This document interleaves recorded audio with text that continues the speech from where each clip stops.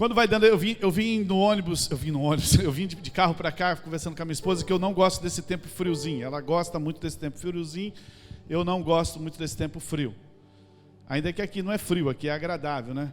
Eu acho a época fria, ela é elegante, ela é gostosa, a gente se arruma melhor, tal. Minha mulher não fica reclamando no meu ouvido que está calor, entendeu? Mas eu acho que uns 2, 3 dias é bom, depois já enjoa, porque o frio eu acho muito triste. Você pode ir em toda cidade que é frio o tempo todo assim, é cidade triste. Você vai lá em Curitiba, não estou falando mal de Curitiba, mas fica triste, né? Você vê hoje, parece que você está um pouco triste, desanimado, encolhido. Eu gosto do verão, porque o verão soa, você tem que dar seus pulos, irmão. Senão você morre suando no lugar, você tem que se levantar. E eu queria falar hoje sobre a vitória, fala assim comigo, a vitória sobre o desânimo. Irmão, como eu ouço as pessoas falar assim, pastor, estou desanimado. Ah, pastor, desanimei. Parou por quê, irmão? Por que parou? Ah, desanimei. Um dos desafios que todos nós vamos ter que vencer na vida, todos, é o desânimo e o cansaço. Isso vai bater na vida de todo mundo.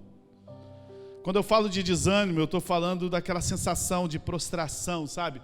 Aquela sensação de que todo o prazer da vida perdeu. É desse tipo de desânimo que eu estou falando.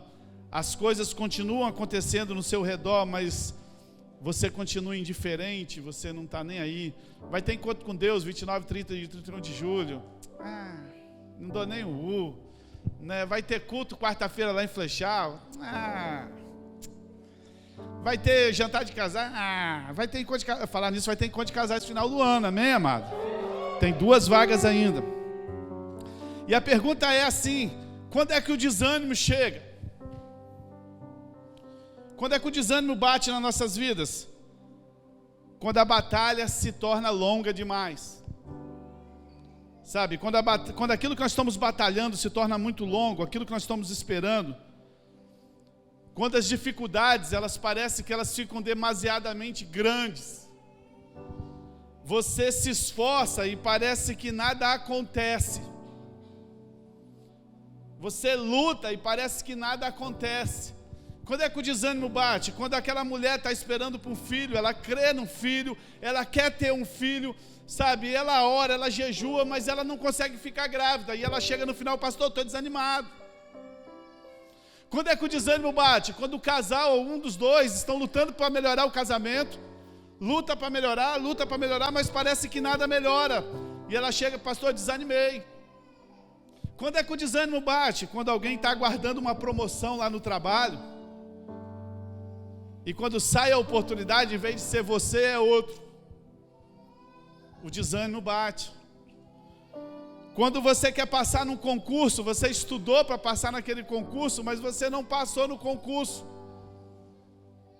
O desânimo vem e bate na sua porta.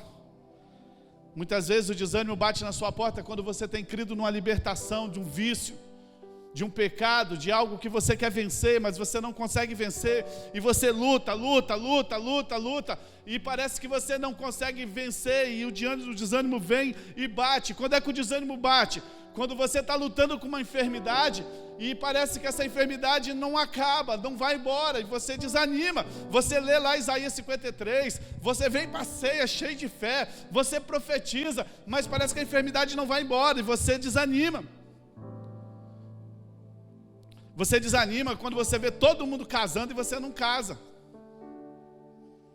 Isso desanima. Tem tantas coisas que nos faz desanimar. Talvez você que entrou aqui nessa noite tenha sofrido com algumas batalhas na sua vida. Talvez você que entrou aqui nessa noite, essa palavra ela vai mudar a sua vida, irmão. Porque hoje pela manhã eu acordei e eu tinha essa palavra no coração, falei, vou escrever ela. E existem desânimos grandes, desânimos pequenos, mas tudo é desânimo, né? Hoje de manhã eu acordei e falei assim, vou escrever essa palavra. Aí quando eu fui no quintal para limpar lá por causa do cachorro, eu olhei um cano quebrado.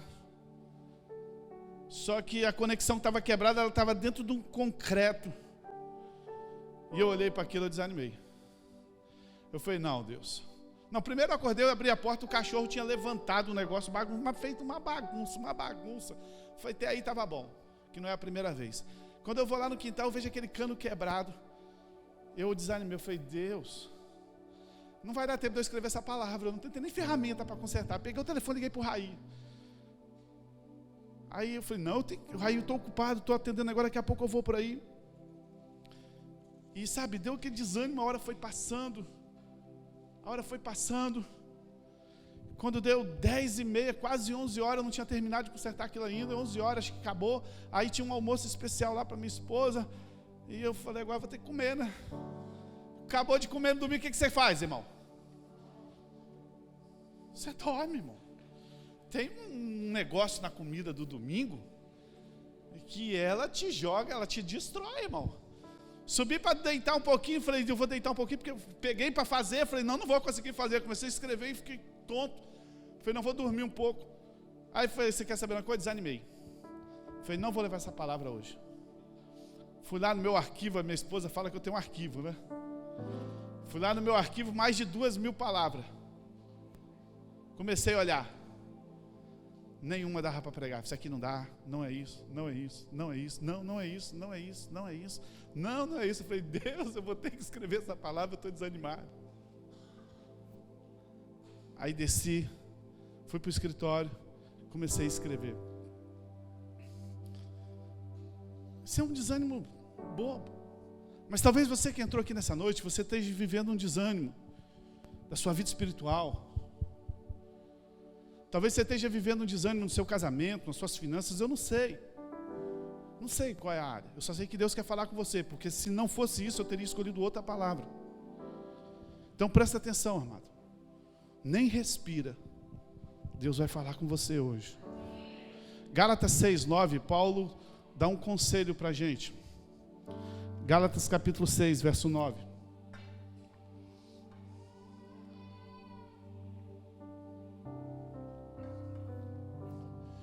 E não nos cansemos de fazer o bem, porque a seu tempo colheremos, se não houvermos desanimados.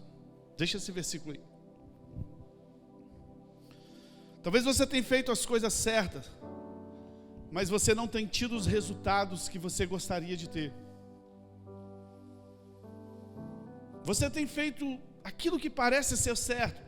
Parece que tudo que você faz não traz diferença nenhuma.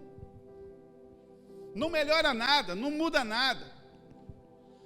Mas eu quero te dizer que hoje Deus te trouxe aqui para te dizer o seguinte: não canse, não pare, porque no tempo certo você vai colher. Não canse, meu amado. Não se canse. Eu quero te contar uma história de um homem da Bíblia que nós admiramos muito ele. E nós queremos contar essa história para você se encorajar nessa noite. Porque o tempo da colheita está chegando para nossas vidas, amém, amado? E o conselho de Paulo é que nós não nos cansemos. E o cansaço da alma, ele é diferente do cansaço físico. O cansaço físico, você trabalha, você se cansa, você tem uma noite de descanso e você renova para outro dia. Mas o cansaço da alma, presta atenção que eu vou te falar nessa noite. O cansaço da alma é uma escolha. O cansaço da alma é uma escolha que nós fazemos. Então, mesmo que as colheitas não tenham chegado, mesmo que você tenha tentado fazer o que é certo, Paulo ele diz para nós não nos entregarmos ao cansaço, para a gente não se render ao cansaço, porque certamente, se nós não desfalecermos, nós iremos colher. O problema é que no início é apenas um cansaço, mas esse cansaço com o tempo ele pode se tornar em desfalecimento, ele pode se tornar em prostração. Se ele não for contido, aquele cansaço da alma, com o tempo, ele pode te dominar e te prostrar. E o conselho nessa noite é o seguinte: não deixe o desânimo te dominar. como pastor, a palavra que a gente mais ouve na igreja não é estou forte, não é vamos conquistar, não é posso todas as coisas daquele que me fortalece, não é aquele que está em mim é maior do que aquele que está no mundo, não. Como pastor, a palavra que a gente mais ouve é estou desanimado. Pastor, estou cansado. Eu quero te aconselhar nessa noite que você não permita pensamentos negativos, para que ele não remova a sua fé. Tem pessoas que dizem assim: pastor, eu já cansei de esperar o meu milagre. Acontece com todo mundo, mas não acontece comigo. Pastor, eu estou desanimado demais para buscar essa bênção. Eu estou desanimado demais para encarar mais um encontro com Deus. Pastor, eu estou desanimado demais do meu casamento. Pastor, eu estou desanimado demais do meu trabalho. Pastor, eu estou tão desanimado para poder continuar lutando. Se você permitir isso na sua mente, sabe, amado, você se tornará ainda mais desanimado, cansado e desencorajado. O desânimo entra quando nós abrimos a nossa mente para ele. O desânimo entra quando nós permitimos que o inimigo lance isso. Eu não sei como você entrou aqui, se você entrou animado, se você está, né? Porque tem dia que a gente está animado, né, irmão? Tem dia que a gente ora e enfrenta gigante. Tem dia que parece que a gente corre de formiga. Tem um personagem da Bíblia que nós amamos muito, nós conhecemos, todo mundo conta as histórias dele. E ele vai servir nessa noite como um exemplo para a gente. Eu queria que você abrisse a sua Bíblia em 1 Samuel, capítulo 30. Quando a gente fala de Samuel, a gente já lembra de quem? Davi. Essa história de Davi é muito interessante. 1 Samuel, capítulo 30, do verso 1 a 8. Enquanto você está ouvindo essa palavra, amado, deixe o seu coração aberto para que o Espírito Santo possa fazer algo grande em você. No final eu quero orar por você. 1 Samuel capítulo 30, versos de 1 a 8. Quem puder acompanha ali. Quando Davi e os que seguiam chegaram a Ziglague, 3 dias depois, os amalequitas haviam atacado o Neguebe, ferindo, incendiado Ziglague. Depois eu vou te contar essa história de novo, direitinho para você entender. Havia levado presas as mulheres e todos os que estavam nela, dos jovens aos mais idosos. Mas não mataram ninguém, apenas levaram consigo e seguiram o seu caminho. Quando Davi e os que seguiam chegaram à cidade, Davi estava fora quando aconteceu isso, com seus guerreiros. Quando eles chegaram à cidade estava queimada. As suas mulheres, seus filhos, suas filhas haviam sido levados presos. Davi saiu para guerrear. Quando ele volta, os inimigos tinham tomado a cidade de Davi, que Davi estava, que a família de Davi estava, queimado tudo.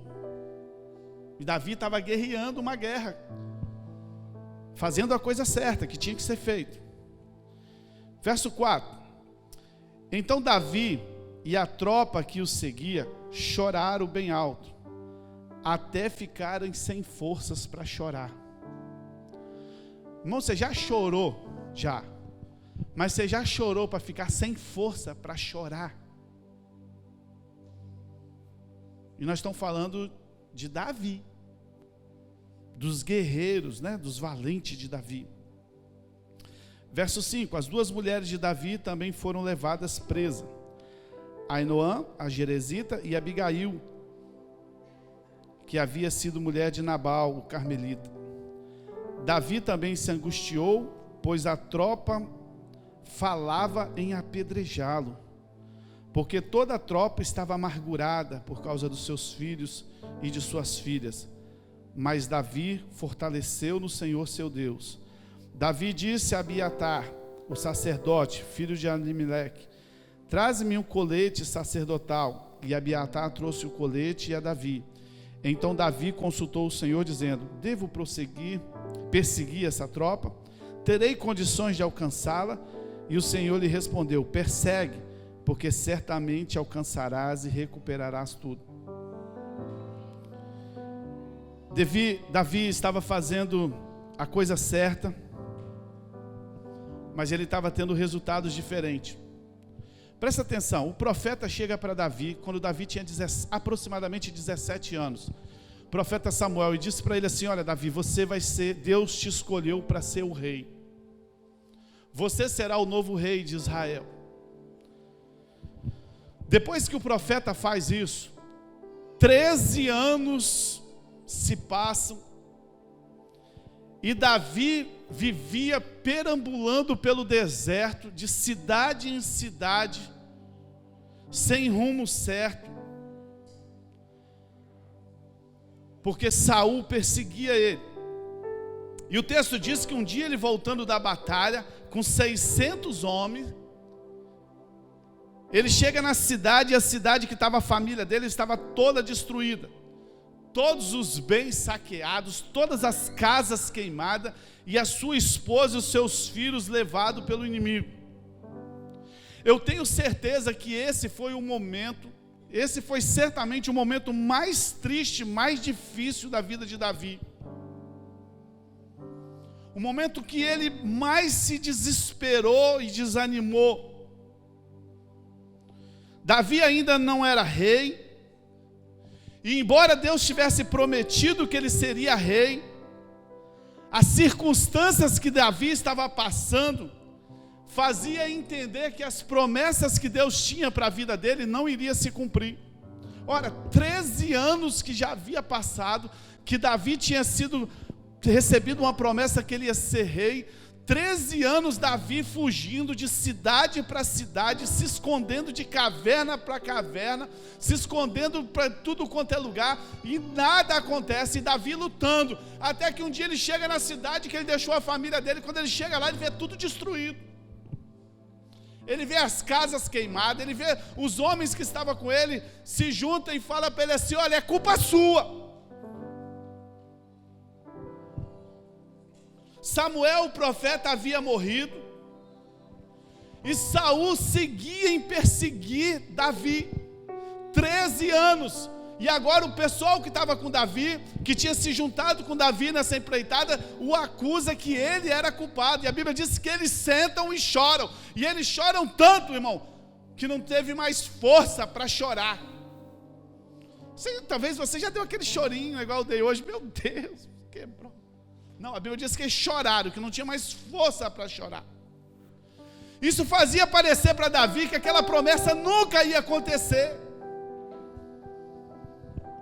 Se você ler os capítulos anteriores, você vai ver que Davi vivia fugindo com 600 homens, homens totalmente desajustados, homens totalmente esquecidos da sociedade, homens que não tinham, era o exército de Davi, que foi chamado os valentes de Davi.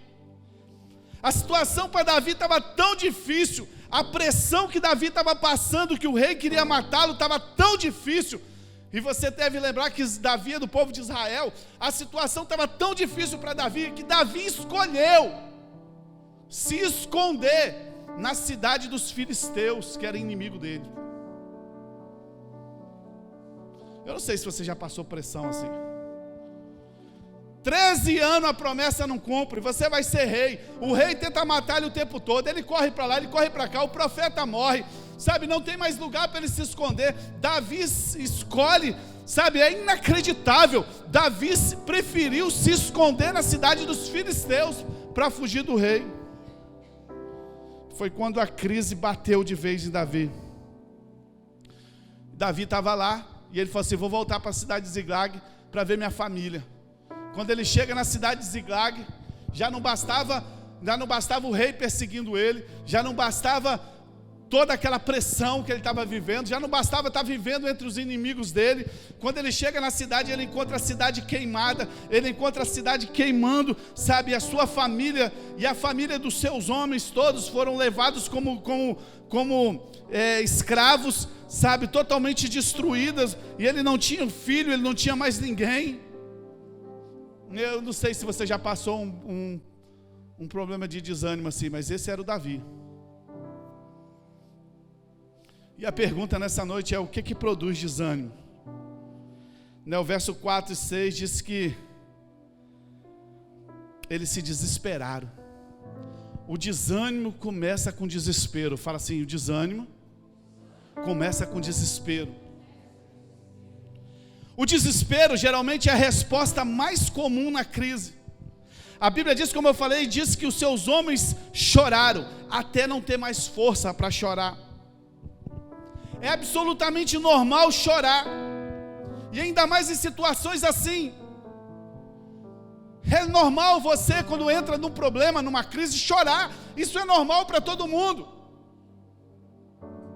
Mas o que não é normal é a gente deixar se sobrecarregar e chegar ao nível de desespero. Você já atendeu uma pessoa chorando desesperada? O desânimo entra quando você entra no desespero. Isso drena a nossa energia. Depois de um tempo de desespero, as nossas forças se esvaem. E se a gente continuar alimentando o desespero, ele pode se tornar, sabe o quê? Autopiedade. Então vem o desencorajamento e toma conta do nosso coração. Você está tão desesperado, você entrou na autopiedade, você já começa a pensar assim: pô, coitado de mim. Sabe, o desânimo vem também. Um dos motivos do desânimo acontecer nas nossas vidas é quando a gente procura alguém para culpar. O verso 26 fala assim: é culpa de Davi isso aqui. Eles choraram, depois eles falaram assim: isso é culpa de Davi. Você quer que o desânimo entre na sua vida? Primeiro você entra em desespero, depois você arranja alguém para culpar a sua situação. É tudo culpa de Davi, ele é o líder. Ele devia ter planejado, ele devia ter saído e deixado alguns homens aqui. Por que ele levou todo mundo? Porque culpar é uma manifestação de justiça própria. É como se você dissesse assim: pô, logo eu que sou tão bom, eu não mereço isso. Se isso aconteceu comigo é porque é culpa de alguém. Você procura um culpado, e isso está no DNA do homem. Porque o homem, quando ele pecou, a primeira coisa que ele fez foi o quê? Arranjar um culpado. Deus chegou: e aí, Adão? Ele falou assim: ó, a culpa é da mulher. Essa mulher que você me deu, ela que me deu o fruto. Em outras palavras, Adão estava falando o quê? Que a culpa era de Deus. Ele falou assim: a culpa é da mulher que tu me destes. Se o Senhor não tivesse me dado essa mulher, Adão estava falando assim: a culpa é sua. Isso já está no nosso DNA, de querer culpar alguém. Se a gente entra nesse jogo, a gente começa a culpar a Deus. O marido que tu me destes, o emprego que tu me destes, a vida que tu me destes, a família que eu nasci. Ah, eu estou desanimado, Deus, porque, viu lá, fulano nasceu num lugar bom, mas olha onde eu nasci. Você entra em desespero. Depois você começa a culpar as pessoas. E o desânimo vem quando você se enche de raiva e amargura. A Bíblia diz no verso 6 que eles queriam apedrejar Davi. Toda amargura, no fim, é contra Deus. Nós pensamos que nós não merecemos sofrer porque nós somos bons. E se nós estamos sofrendo é porque Deus é injusto com a gente.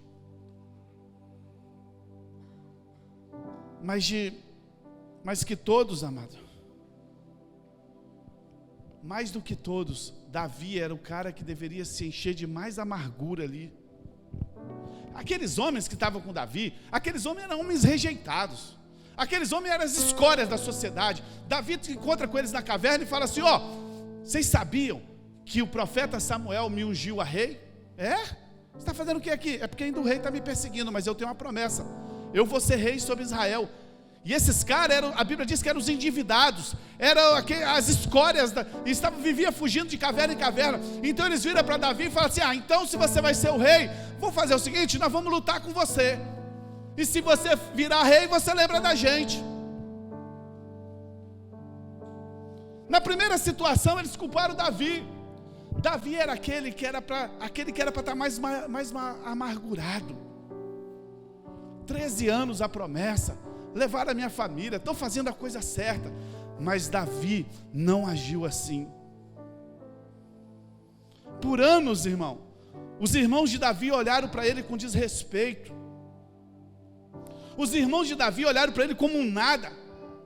Ele podia ter deixado criar tristeza e rancor no coração dele. Os irmãos dele falavam: você não é nada. O profeta foi lá na casa dele, nem chamou eles para comer. Davi podia ficar com receio, mas a Bíblia diz que Davi preferiu cuidar do rebanho do pai dele. Porque Davi cultivava uma atitude de fé. E ele louvava em vez de cultivar amargura e ressentimento. Quantas pessoas com amargura e ressentimento dentro dos corações? Quantas pessoas vivem assim no dia a dia? Davi, depois que ele matou Golias, a Bíblia disse que o inimigo, ele vinha perturbar Saul, o rei. E a Bíblia diz que quando Davi tocava a harpa, o rei se aquietava. Aquela opressão maligna passava. Você consegue imaginar isso? Sabe o que o rei fez para compensar Davi? Tentou matá-lo várias vezes com a sua lança. Às vezes você fica assim: poxa, eu estou fazendo tudo certo, mas as pessoas... E você vai criando amargura, você vai criando ressentimento. A minha família, o meu pai, não sei ninguém, não sei o que lá, não sei o que lá. Em vez de você ter uma atitude de fé e louvor, você vai deixando isso entrar no seu coração. Sabe, Davi podia se encher de amargura, mas não foi isso que ele fez. Ele podia dizer assim: eu estou fazendo bem, mas eu estou recebendo o mal como recompensa. Davi, ele poderia facilmente ficar desesperado, desanimado. Pô, estou aqui na guerra, estou esperando a promessa, agora vem o pessoal aqui, toma minha mulher, toma meus filhos, toma todo mundo. Deixa eu te falar uma coisa nessa noite. Quando você fica o tempo todo pensando em quão injusto é a situação que você está vivendo, você perde força. E cada dia você se torna mais desanimado. Não, é muito injusto para mim. O desânimo, ele vem muitas vezes em nossas vidas. Isso é normal. Todos nós vamos passar por períodos de desânimo. Apenas não permita que tome conta do seu coração. Não deixe que a batalha te afaste da vitória. Você vai entender nessa noite por que o inimigo quer te desanimar. Você vai entender nessa noite por que nós temos que vencer esse inimigo nas nossas vidas. Por que o diabo quer fazer você parar de sonhar? Por que o diabo quer colocar em você desânimo para que você não sonhe mais? O inimigo vai usando essas coisas. Sabe, Davi estava deprimido, Davi estava desencorajado. Eu penso que Davi estava tentando dizer para Deus assim: poxa Deus, você consegue voltar para a cena? O cara chega cansado da batalha, vou ver a família. Quando você viaja, irmão, o que você quer? Você quer chegar em casa, você quer ver sua família, você quer descansar, você quer tomar um banho quente, você quer comer alguma coisa, sabe, você quer relaxar um pouquinho. O cara vem de uma guerra. Quando ele vai chegar em casa, que ele olha para a casa dele queimada, ele olha para a casa dos amigos dele tudo queimado. Ele, pelo menos, cadê minha família? Foi levado como escravo. É culpa de Davi. Foi você. Eu penso que Davi, ele estava tentando dizer para Deus ali, naquele momento assim de choro: sabe, Deus, é o fim da linha. Já tem 13 anos que eu estou esperando esse negócio. Já tem 13 anos que Samuel foi lá, jogou óleo na minha cabeça, falou que eu ia ser rei. Eu estou aqui perambulando de deserto para deserto, acabei indo morar com os filisteus, estou cansado disso. Eu tenho feito as coisas certas por anos e anos. Eu tive a oportunidade de matar Saul, tu viu? Eu estava na caverna, ele entrou, era só matar ele não me viu, mas eu não fiz isso, porque a tua palavra diz: cai daquele que toca no ungido. Eu estou fazendo a coisa certa. Meus soldados foram buscar água para mim, porque eu falei: como eu gostaria de beber as águas da cisterna de Jerusalém. Meus soldados entraram pelos desertos afora, foram lá, trouxeram água para mim. Eu não me senti digno de beber, eu derramei essa água em libação ao Senhor. Eu tenho feito as coisas certas, mas Deus não está dando nada certo. Eu acho que acabou. É o fim da linha, é o fim da história. Se Davi tivesse feito isso, sabe o que ia acontecer? Ele nunca teria chegado ao trono como ele chegou. Todas as vezes que você desiste, todas as vezes que você olha tudo que você está fazendo e todo o mal que você está recebendo, e você se tem autopiedade de você, ou você culpa alguém pelo que está acontecendo, sabe o que isso está acontecendo? O diabo está tirando o trono que está preparado para você.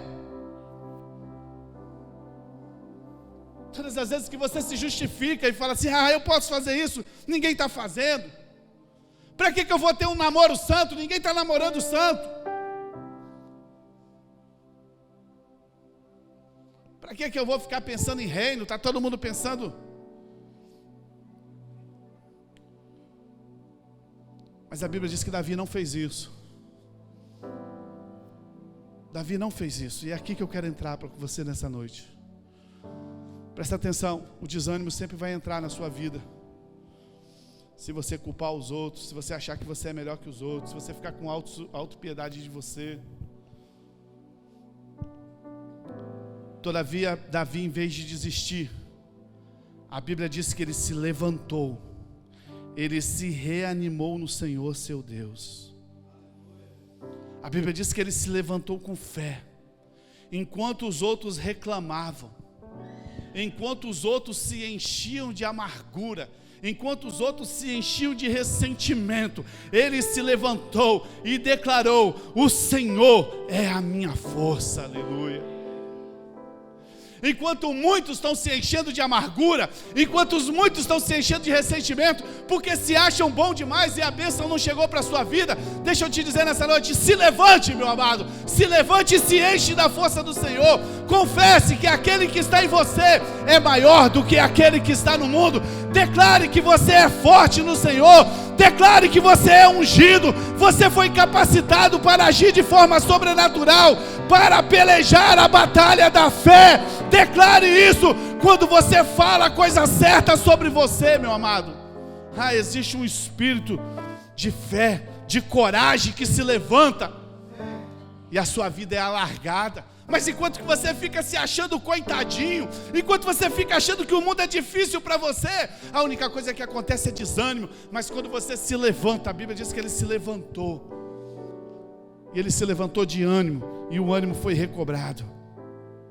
A primeira coisa que Davi foi se levantar, irmão. Deixa eu te falar nessa noite, eu não sei qual é a área que talvez você já desanimou.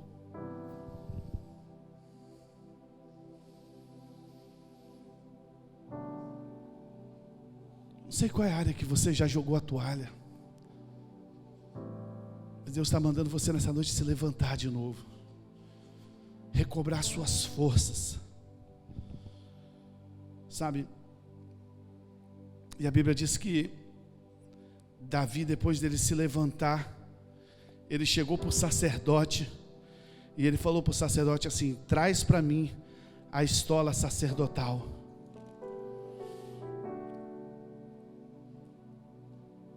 Traz para mim. A estola sacerdotal era uma vestimenta que o sacerdote se vestia, e ela era de linho. O linho fala da justiça de Deus. O linho não fala da nossa justiça, o linho fala da justiça de Deus. Sabe, hoje nós somos sacerdotes também. A Bíblia diz que nós somos sacerdotes reais. Sabe, nós estamos vestidos também com vestes de justiça. Quando nós rejeitamos toda a nossa justiça própria, a Bíblia diz que Davi, ele se levanta, pede em vez de ficar choramingando, ele levanta, pede a estola sacerdotal, e ele está dizendo assim: Deus, eu não quero saber da minha justiça, eu quero saber da justiça do Senhor.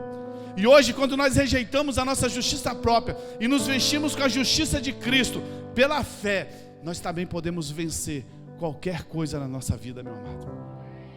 Quando nós jogamos de lado a nossa justiça própria e nos vestimos das vestes sacerdotais, que é as vestes de Cristo, que são a justiça de Cristo, quando nós abrimos a nossa boca e confessamos que somos justiça de Deus em Cristo, sabe, isso nos habilita para ouvir a direção do Espírito e nos conduzir à vitória das nossas vidas. A Bíblia diz que Davi se vestiu, consultou o Senhor e Deus falou: vai que você vai vencer.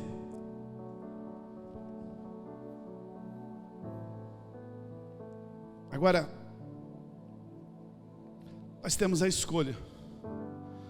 Nós podemos ficar sentado, amargurado, ressentido, e aí vem o desânimo sobre as nossas vidas, por qualquer área que Deus está te falando nessa noite,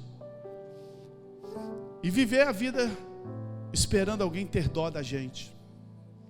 É difícil mesmo a sua vida, né? Nossa, como é difícil a sua vida. Sabia que tem gente que gosta de ouvir isso? Tem gente que gosta que quando fala para ele assim: nossa, que luta, hein, irmão? Como você aguenta? Porque isso parece espiritual. Parece espiritual.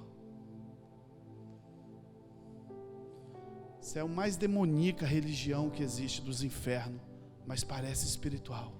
Você só está culpando que Deus é injusto com você, mas parece espiritual. Nossa, eu sou tão bom, eu faço as coisas, olha, mas estou aqui. Deus é injusto, né? Mas não tem problema não, eu perdoo Deus.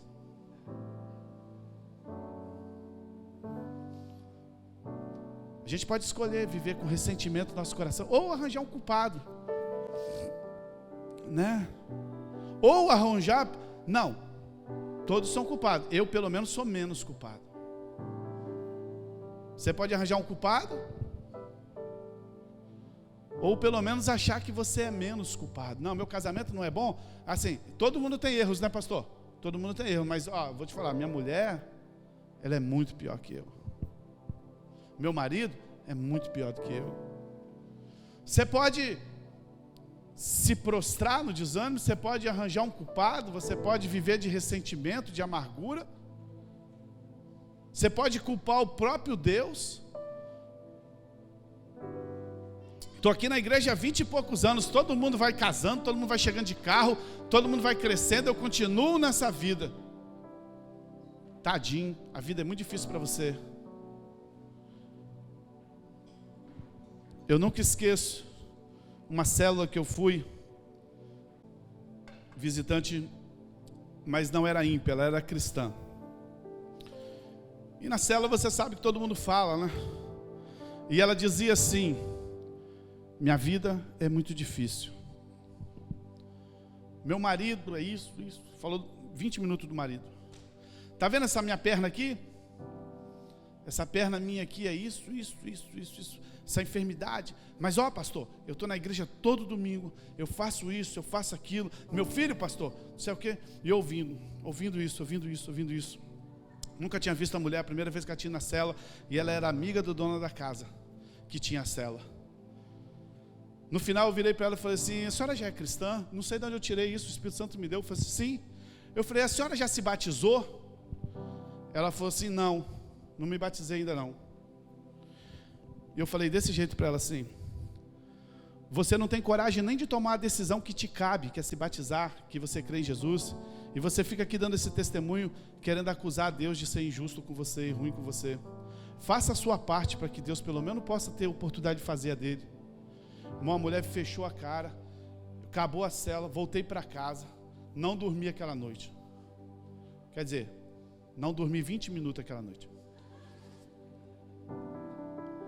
E aí eu fiquei pensando: o que eu fiz com aquela mulher?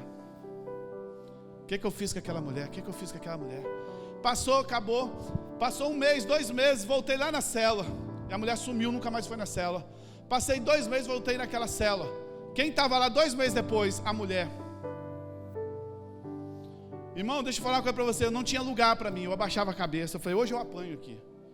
Hoje a mulher vai me bater, ela vai, assim, e baixava a cabeça, e na hora do louvor eu ficava de lado assim, pediu para cumprimentar, eu cumprimentava a outra, eu falei, meu Deus do céu, foi as horas mais longas da minha vida, até que começou a hora de falar. Na hora que começou a falar, a mulher levantou a mão, eu falei, não, agora eu estou desesperado. E ela falou assim, pastor, eu queria falar com você. Eu falei, pronto, agora o pau caiu a folha mesmo. Lembra aquele dia que o senhor falou aquilo para mim? Estava na cara que a célula ia rolar aquilo, irmão. Eu falei, lembro. Como eu lembro? Eu saí daqui braba demais com o senhor. Falei, agora... Falei, mas e aí? Mas eu saí braba. E eu fui para casa. E eu orei. E eu falei o seguinte com Deus. Deus, você sabe que aquele pastor está certo? Eu não tive coragem nem de me batizar, ainda declarar que eu sou uma cristã.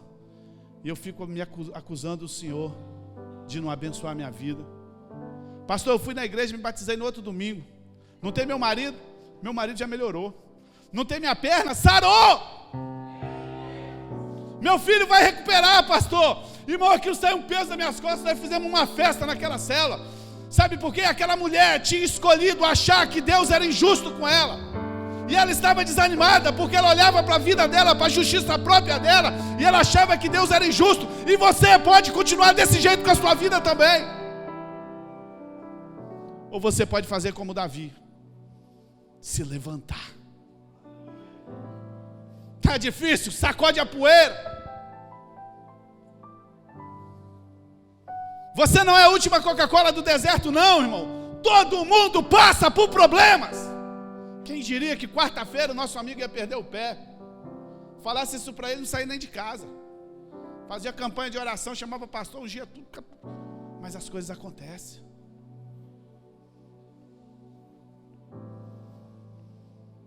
Não é só você que tem problema não. O problema é como a gente reage. Agora veja o que aconteceu com Davi. A Bíblia diz que Davi levantou, Davi pediu a estola sacerdotal, Davi consultou.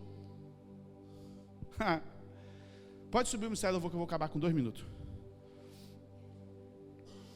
Pode acreditar. Sabe por que eu estou te falando isso, irmão?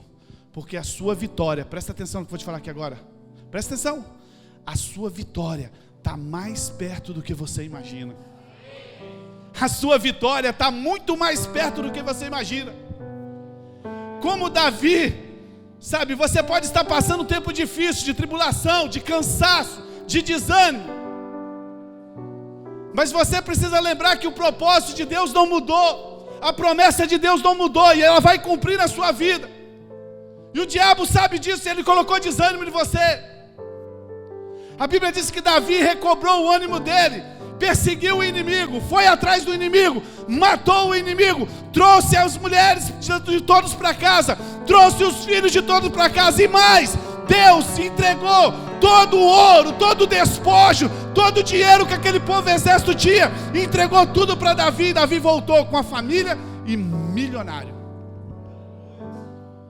Entretanto, deixa eu te falar, desde que eu li a Bíblia, esse é com certeza o pior momento que Davi passou na vida dele. A gente fala de Davi enfrentando Golias, isso é fichinha. Nada na vida de Davi, você não vai ler em lugar nenhum que Davi chorou até perder as forças.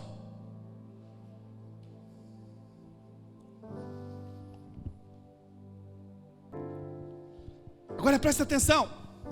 Após ele se encorajar de novo, de sair e vencer o inimigo. Quantos anos eu falei que Davi estava esperando para ser rei? 13, fala 13 anos. Após Davi se encorajar, subir, vencer o inimigo, trazer a família, a Bíblia diz que 3 dias depois da pior época da vida de Davi, a Bíblia diz que 3 dias depois, o rei Saul morreu na batalha, e alguns dias depois, sabe, a promessa de Deus se cumpriu em Davi, e ele se tornou o rei de Israel, aleluia. 3 dias depois, 13 anos esperando, 3 dias depois, se ele desiste naquele pior momento que ele estava vivendo, ele não ia para o trono. Aleluia. 13 anos depois, ele quase desistiu. Fala assim: desistir não é opção. Quando você estiver enfrentando a sua maior luta, quando você estiver enfrentando a sua maior luta, vai ser o momento que a sua bênção vai estar mais próxima da sua vida. Aleluia! O diabo e Deus só estão assistindo para saber se você vai se levantar ou se você vai desistir, porque esse é o momento que está separado para você ser abençoado ou um perdedor para o resto da vida. 3 dias depois da maior luta, quando tudo parecia se levantar, e quando tudo se parecia se levantar contra você, meu amado, saiba que as promessas de Deus estão à portas da sua vida. Está perto de acontecer. Permaneça firme. Sabe, esse é o sinal que a sua vitória está próxima. Quantas pessoas desistiram quando a bênção estava próxima? Quantas pessoas abriram mão do casamento quando estava difícil, mas ali é quando a bênção estava próxima. Quantas pessoas largaram o emprego porque estava difícil, mas ali estava a promoção dela. Quantas pessoas perderam ministérios porque estava difícil, ninguém me entende, ninguém me compreende, mas é porque as coisas estavam para acontecer e elas desistiram. Quantas pessoas desistiram? Quantas pessoas desistiram quando a bênção estava próxima? E o conselho é: permaneça firme, porque esse é o sinal que a sua vitória está próxima. Quando nós enfrentamos lutas por muito tempo, é fácil a gente desanimar, é fácil a gente cansar, mas aí você abre a Bíblia em Gálatas 6:9, que Paulo diz assim: não se canse de fazer o bem, não se canse de fazer o bem, é a coisa certa para ser feita, porque no seu tempo a colheita vai chegar. Não desfaleça, não desfaleça, continue fazendo bem, porque no tempo certo você receberá a sua vitória. Eu queria te convidar a você ficar de pé. Quantas pessoas desanimam? Quantas pessoas desanimam, mas você não vai desanimar. Quantas pessoas desanimam? Quantas pessoas desanimam, mas você não vai desanimar. Não desfaleça. Durante aqueles 13 anos, Davi teve que lutar contra o cansaço. Davi teve que lutar contra a fadiga. Essas coisas também vão perseguir a nós, irmão. Essas coisas também vão te perseguir. Durante muito tempo você também vai ter que lutar contra o cansaço. Você vai ter que lutar contra a fadiga. Quando você não tem mais vontade de fazer, vai ser a hora que você tem que fazer. Quando você não tiver mais vontade de ir numa célula, é a hora que você vai ter que ir. Quando você não tiver mais vontade de fazer algo, é a hora que você vai ter que fazer. Quando você não quiser mais comprar uma flor para sua esposa, é a hora que você vai ter que comprar. Quando você não quiser mais fazer uma comida especial para o seu marido, é a hora que você vai ter que fazer. Quando você não quiser mais ir para o seu emprego, porque você não aguenta mais aquelas pessoas te olhando de cabeça para baixo, de cima para baixo, é a hora que você vai ter que ir, porque é a hora que o Senhor está preparando a sua vitória. É a hora que o Senhor está preparando aquilo que tem para você. Sabe, no dia da luta e perplexidade, a Bíblia diz que Davi chorou, e a gente deve chorar também. E a Bíblia diz que ele chorou até não ter mais forças. Mas a Bíblia diz que ele se levantou, ele se reanimou no Senhor. E o nosso conselho nessa noite é para você: faça isso também, irmão. Não desista, levante, não desista. A vitória da sua vida, ela está muito mais próxima do que você imagina. Ela está muito mais próxima do que você pensa.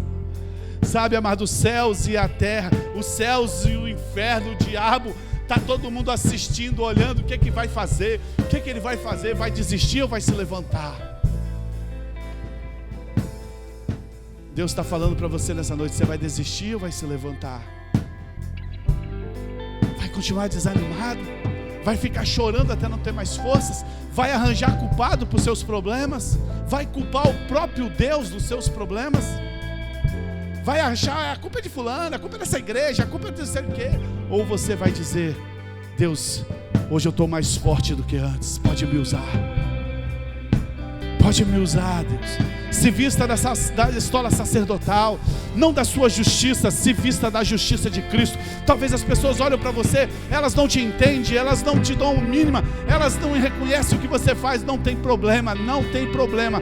Deus está vendo todas as coisas.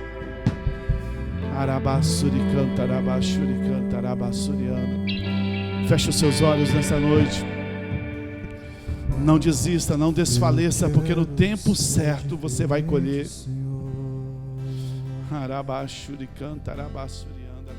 Venha me mudar. Deus nessa noite quer te curar de enfermidades aqui nessa noite. Tem milagres para você aqui nessa noite.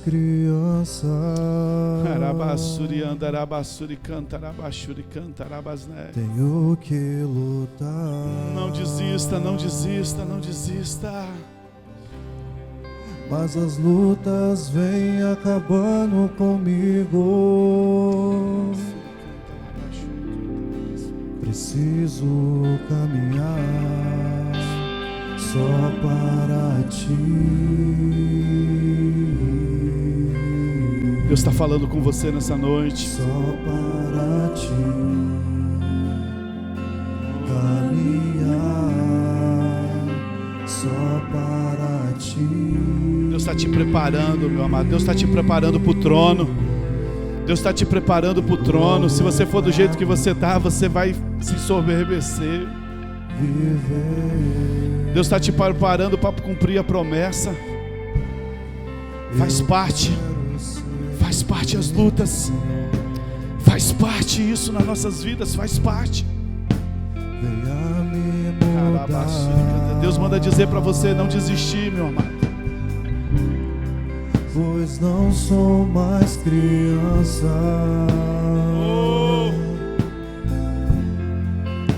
Tenho que lutar.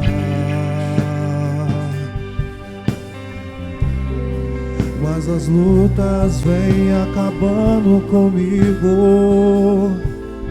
Oh, Espírito Santo, preciso nos dá direção nessa noite. Peça direção ao Espírito Santo nessa noite. Se vista da estola sacerdotal e peça ao Espírito Santo. Só para ti. Oh, deixa os sonhos voltar no seu coração. Deixa a promessa voltar novamente forte no seu coração. E morrer pra mim, viver.